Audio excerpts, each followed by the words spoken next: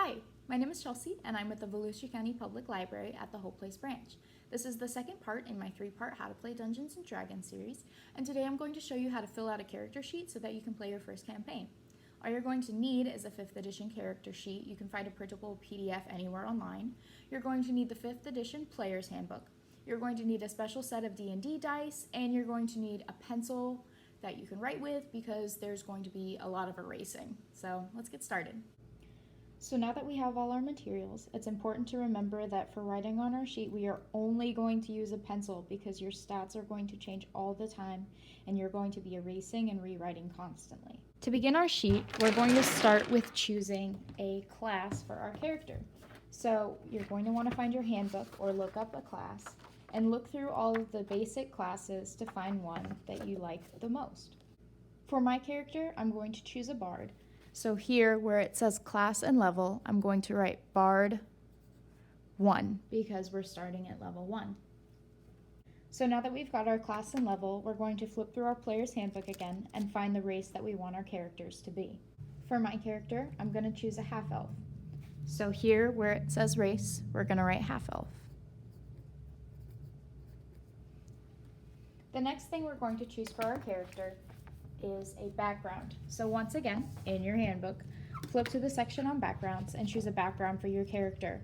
When choosing a background, it's good to remember your class and your race so that it best suits what you've chosen already.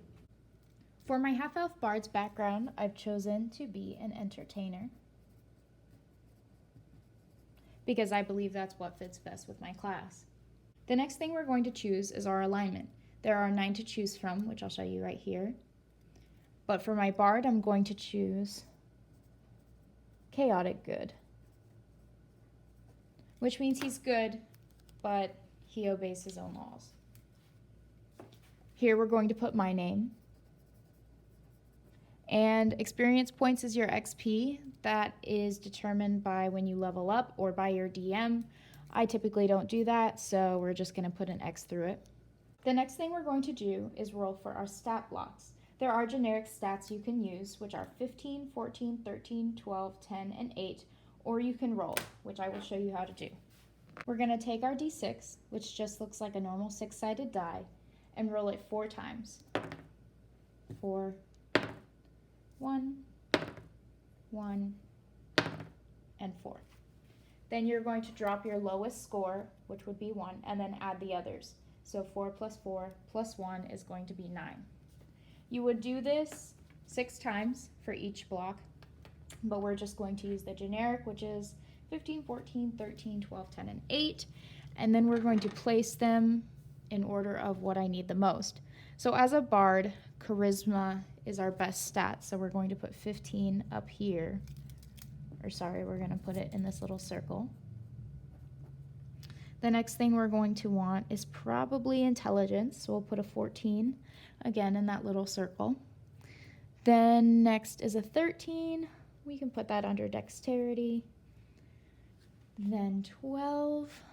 12 we can put under wisdom.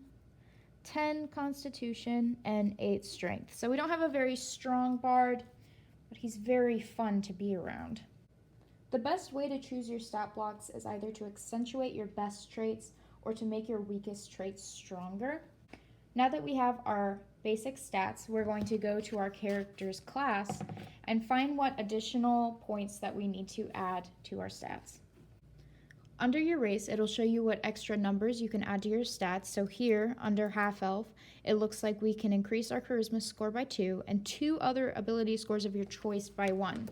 So for mine, our charisma is already super high, but we're going to change it to 17. And then the 2 others I'd like to increase are my strength, since it's already so low, so we'll change that to 9. And we'll go with my constitution, so that'll be 11. So I've evenly distributed the points that it gave me. Now that we've added all additional numbers to our stats, we can now add to the small boxes on this side. So first we'll start with our proficiency bonus, which is always 1 when you're at level 1. Next we're going to move down to our saving throws. You'll find your saving throws under your class. So you see here under my class, my 2 saving throws are dexterity and charisma. So here under saving throws, I'm going to bubble in dexterity and charisma. So now that we found our 2 saving throws, it's time to add our modifiers to each of these blocks. So this is the modifier chart, and according to that, we're going to fill in the biggest part of these 6 boxes. So this being a 9, it's going to be -1. 15 is going to be +2. If that was a little too fast for you, you can pause the video and take the time to fill these in. So now that we've got our modifiers for our major stats, we're going to move on to our saving throws. And what we're going to do is transfer over all of these modifiers. So strength is going to be +1. And since we have this proficiency here, what we're going to do is add our proficiency bonus to that modifier. So dexterity, that's going to be +2, but we're going to add our proficiency bonus since that's our saving throw, and it's going to be +3. So constitution is 0 right here, +2 to intelligence, +1 to wisdom, and again, we're proficient in charisma, so +3 plus our proficiency bonus, so that's going to be +4. Now we move down to our skills, and the skills that you're proficient in can be found in your class once again. So in the Bard class, it says I can choose any 3 skills that I like. So the 3 skills that I'm going to choose, since I'm already proficient in charisma and my dexterity, those are the ones that I'm going to choose to be the skills I'm proficient in. So we're going to go with stealth, deception, and acrobatics. So those are the 3 I'm proficient in, and eventually we're going to add our proficiency bonus again. So these very light words beside it determine what stat block they depend on.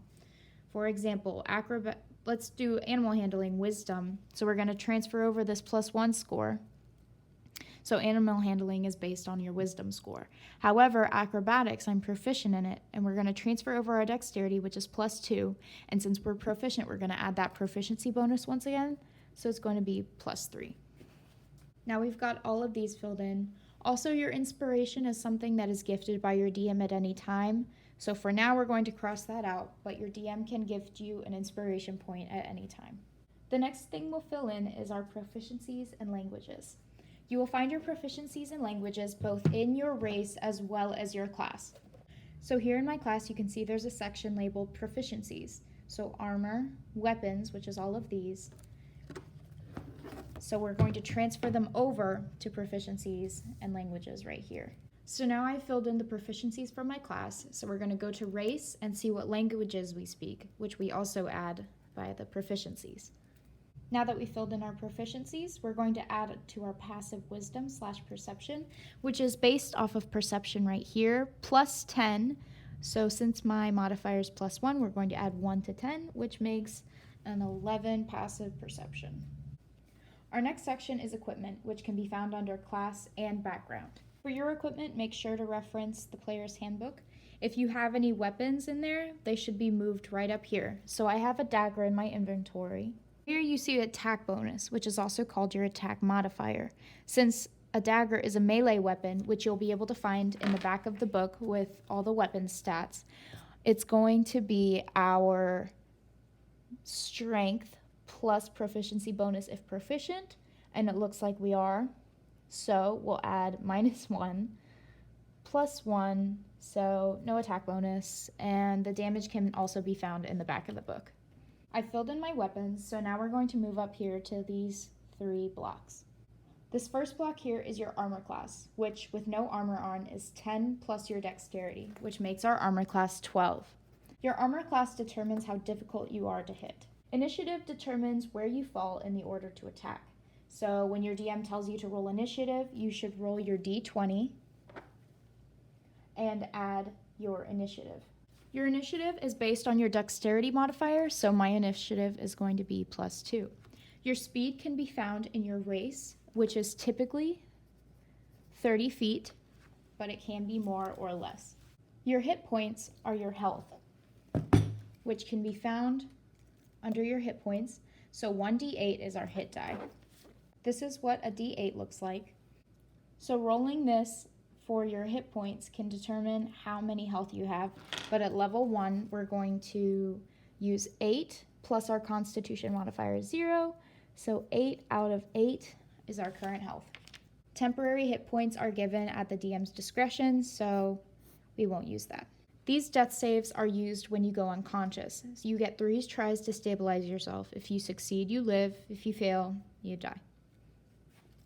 Right here, our hit dice is 1d8 since we're at level 1.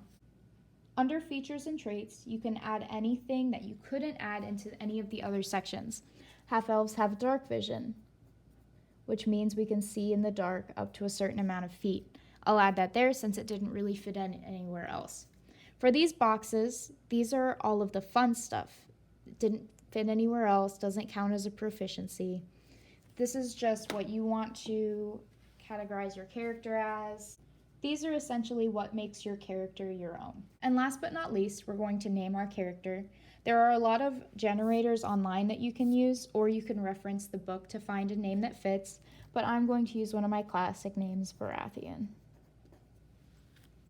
Thank you guys so much for watching my video. I hope this helped you fill out a character sheet for your first campaign. My next video is going to teach you the basic rules and regulations for D&D, so make sure you subscribe to our YouTube channel, Volusia Teens Read, and you can also follow us on Instagram at Volusia Reads. Thank you guys for watching. I'll see you in my next video.